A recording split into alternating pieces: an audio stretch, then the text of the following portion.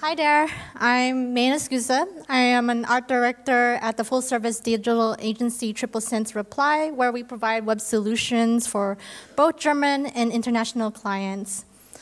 A little bit on my background first. I'm born to Filipino-American parents. I was raised in Japan. I went to American school. At 17, I moved to the US, where I pursued a bachelor's degree in computer science with multimedia programming and design. And there I collected some years of experience at companies like Target Media, North by Northwest, Zappos.com, before moving to Germany in 2009. My international experience allows me to bridge the gap between Western European, US web design, and East Asian web design.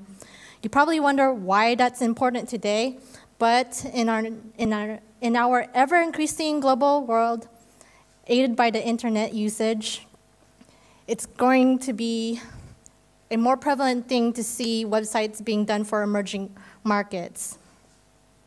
So today, I would like to help you understand those differences by first getting a basic scope of what web design looks like in Western Europe, as well as East Asia.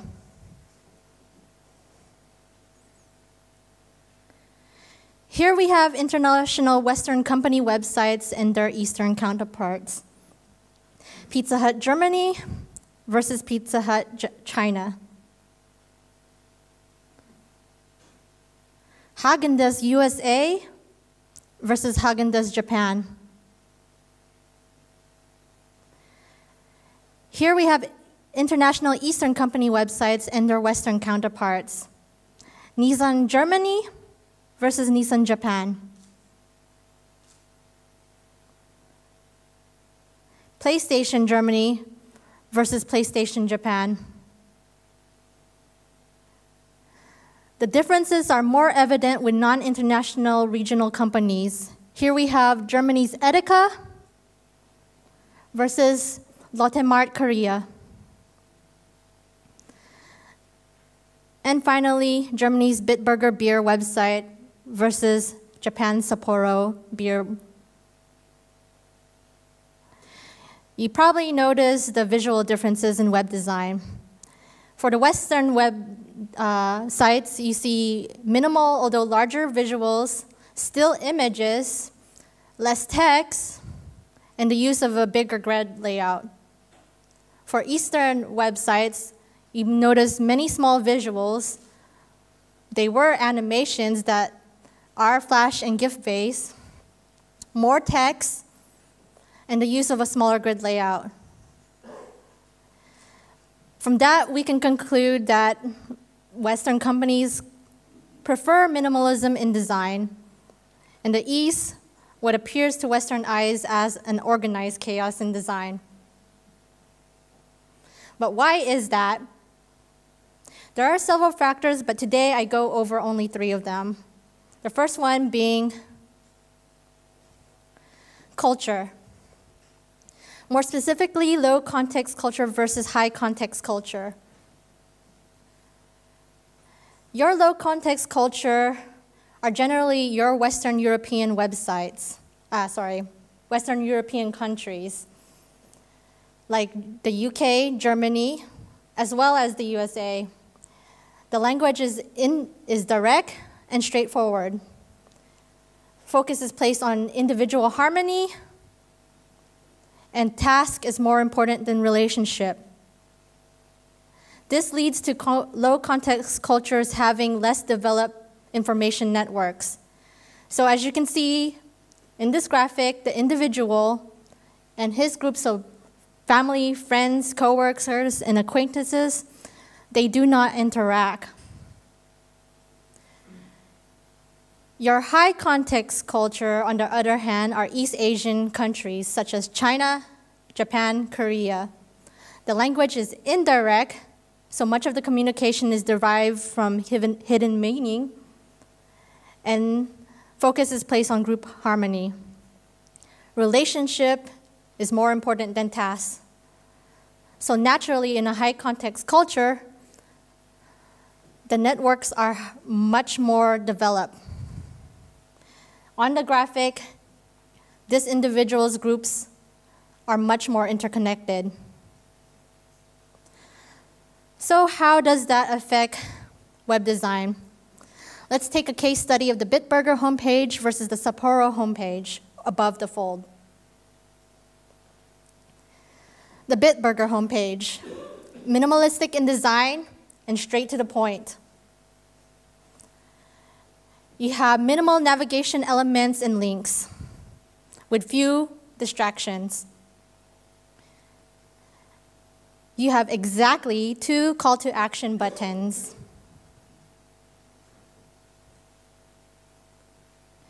A huge, clearly defined stage with a single primary focus.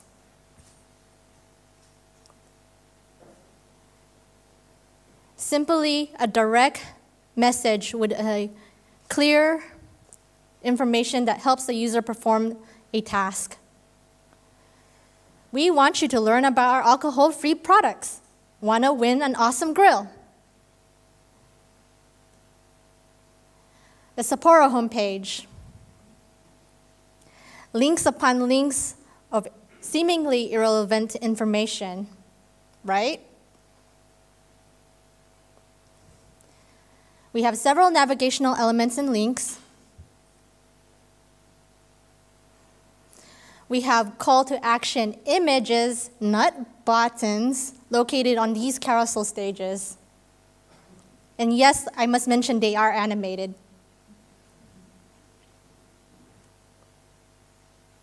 So what is all this information?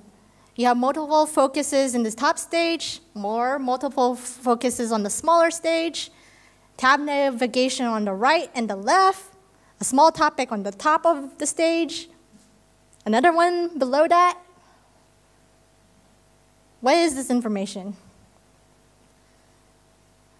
Essentially, it's just indirect messages, not necessarily pointing to a sale, but it might be information about the company or the people behind the product or the service, all in an effort to get the user to form a relationship with that company. When I dig deeper into this website, one of the features is an extensive network list of local restaurants that serve Sapporo beer. So if you love Sapporo beer, you can find a restaurant in your area.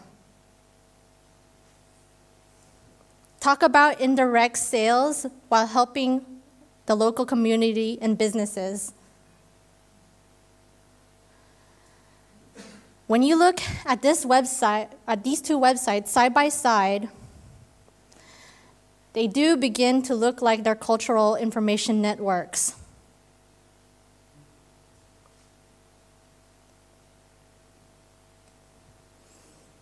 The second factor, writing system.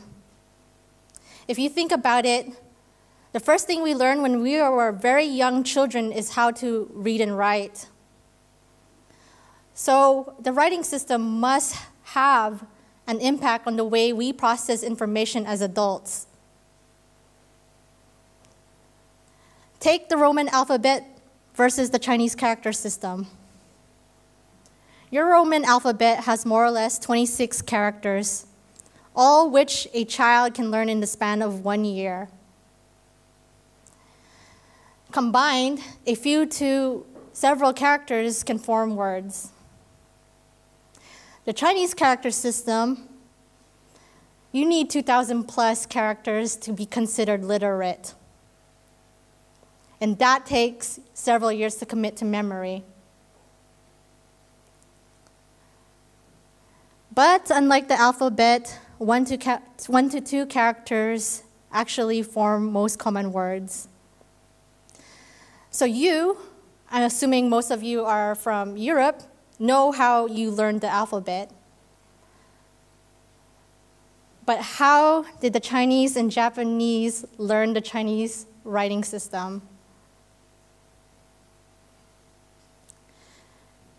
You paint a picture in their mind. Like a symbol on a road sign, you instantly know what it means when you see it. So how does this affect web designs?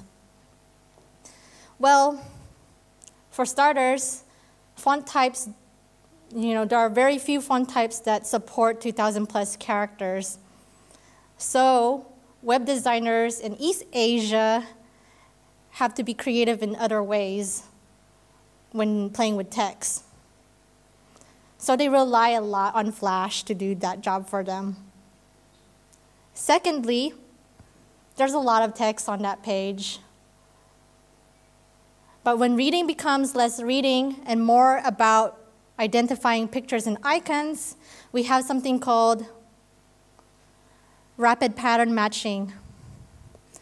The ability to scan for relevant symbols and patterns quickly. Which leads me to my third factor, visual perception. People of different cultures perceive the world around them differently. A study by Taka Masuda and Richard E. Nisbet, respectively of Kyoto University and University of Michigan, also seems to think so. The study revealed interesting results through the use of eye tracking technology. North American students and East Asian students were asked to view an underwater scene. They found that North American students focused on the focal object in the front, giving little reference to the background elements. East Asians, on the other hand, took in the scenery, the whole scenery, giving equal reference to the focal object and the background elements. Naturally, when asked what they see, North Americans replied, "There is a big fish." For the East Asians, it looked like a pond. This study is further supported by a Ying-Dong's cross-cultural comparative study on user perception of a web page. Here we have two exactly the same web page prototypes. The only difference is language. When Americans viewed the prototype, they scanned it in a sequential fashion with longer fixations on information. Chinese, on the other hand, scanned the page in a circular motion with fewer fixations before settling on information. So how does visual perception affect web design? Well, it really comes full circle to the beginning slides I showed you of Western versus Eastern websites. Westerners need a clear focal point with less distractive elements, leading to minimalistic linear design. East Asians are comfortable with several focal points and more elements. They're simply accustomed to digesting more information, which leads to what you may consider organized chaos in design. But those are not the only factors. There are more, such as business hierarchy, the technology that is being used in specific countries to view the internet, academic methods, or simply the way design aesthetic is taught around the world. For now, you know that design reflects behavior, and behavior is defined by the society in which we live in. So what do? We design by proximity, but no, we do not have to make a website like this one.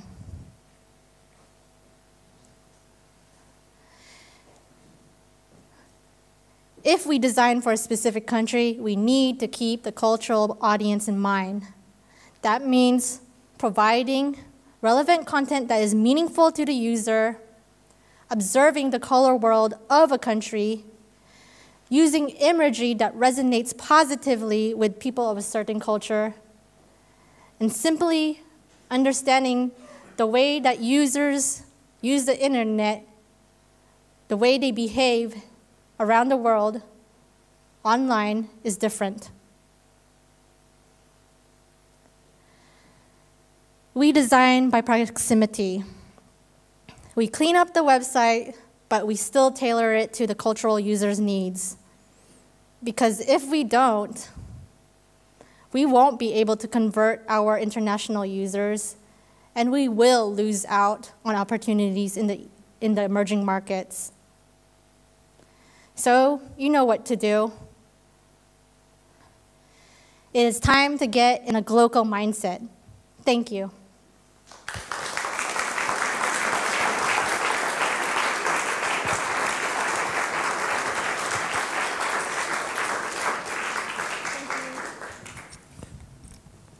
So, do we have any questions? I don't see any yet, but maybe I have one. You pointed out that it's probably based from culture difference. So when you presentate the differences on websites, I also noticed it's the same difference you have in traditional advertisings and series over there. So if you look like Chinese TV or something like that, you will see that it's all the same, because it's, for us, it's like overloaded. So if you look at this, it's like, oh my God, what's happening? And if you switch to a German or maybe a traditional channel, it's like, oh, it's like vacation. So it's probably the same, so maybe for the same reason, right? I think so, definitely. Yeah, I have turned on Japanese TV, and it is a much different atmosphere than Western TV shows. For one, we don't really have much variety shows here in the West, but this is something that I guess, you know, there is a culture of people gathering around the TV, so for entertainment purposes, really. So it involves a lot of the family, so you might see a lot of cute things on TV, but it's pretty much targeted at families, and this is a huge aspect of I think, East Asian culture, is the family aspect. So yeah, it's a little bit hyped up. Okay. So, oh, there's a question over there. So. Thank you. You quoted a couple of studies, like on East Asia versus Europe and in the States, and I forget the other one anyway. Do you know of any other studies concerning other countries like South America or Near East or whichever? To be honest, I have just started research on that, but I couldn't give you any sources. So okay. I really wish I could, but yeah. Okay, well, thanks anyway. Yeah. Yes?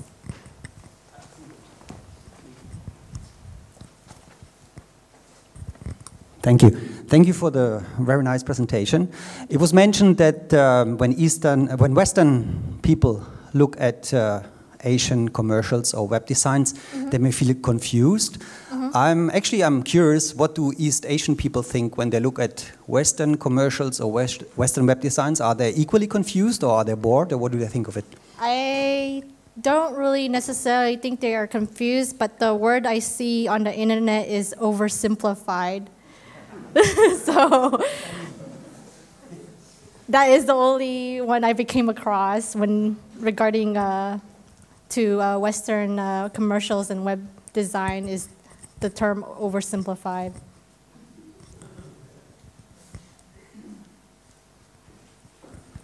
So no more questions? One question over here. I can just talk now. Just a simple question. When you have these different cultures having different influences on their different marketing advertisements, you always have these cross-culture jumping trends. You know, when there's something interesting in design happening over in the US, it's very fast over here because our cultures are similar, but it's also starting to leak into Japanese and all the other cultures. Are there boundaries to that? Is there stuff that won't ever open up, or is there stuff that you actually feel, yeah, that happened like 10 years ago in Europe and now it's finally starting to work in Japan as well? I think right now we're in a culture or an age of mixing cultures, so it's starting to be understood by the younger generation. So we are on the internet, and our younger teenagers are on the internet. They're exposed more to the world. So I think there's a bigger acceptance of the mixed culture, advertising, and web design. I think, yeah, we're going to see a marriage of Eastern and Western web design. Thank you.